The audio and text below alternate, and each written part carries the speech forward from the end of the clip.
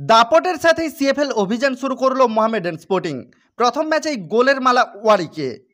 কলকাতা লিগের উদ্বোধনী ম্যাচে দাপটের সাথে জয় তুলে নিল মোহামেডান স্পোর্টিং। প্রথমার্ধে 1টি এবং দ্বিতীয়ার্ধে 5টি গোল করে মোট 6-0 গোলে জিতে নিল সাদা কালো ব্রিগেড। মোহামেডান স্পোর্টিংয়ের পক্ষে সজল বাগ ও কিমা 2টো করে এবং জেমস ও অ্যাসলে 1টা করে গোল করেন। মঙ্গলবার কিশোর ভারতী স্টেডিয়ামে এবারের কলকাতা লিগের ঢাকে কাঠি পড়ল।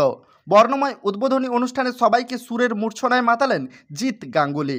ম্যাচের শুরু থেকেই মোহামেডান স্পোর্টিংয়ের দাপট ছিল। ম্যাচের 33 মিনিটে সজলবাগ সাদা কালো ব্রিগেডের পক্ষে প্রথম গোলটা করেন। বিরতির পর দ্বিতীয়ার্ধে মোহামেডান স্পোর্টিং আরও ভয়ঙ্কর হয়ে ওঠে। 55 মিনিটে দূরপাল্লার শটে তার এবং দলের পক্ষে দ্বিতীয় গোলটি করেন সেই সজল। 66 মিনিটে ম্যাচের তৃতীয় গোলটি করেন অ্যাসলে। এরপর ওয়ার্ডের রক্ষণের দুর্বলতার সুযোগ নিয়ে মোহামেডানের পক্ষে গোলের সংখ্যা বাড়ান জেমস ও কিমা। জেমস একবার এবং কিমা দুবার ওয়ার্ডের জালে বল পাঠান। লিগ যত এগোবে মোহামেডান আরও ক্ষুরোধার হয়ে উঠবে, এটা আশা করাই যায়। গতবারের চ্যাম্পিয়নরা যে এবারের চ্যাম্পিয়নশিপের প্রবল দাবিদার তা বলাই বাহুল্য।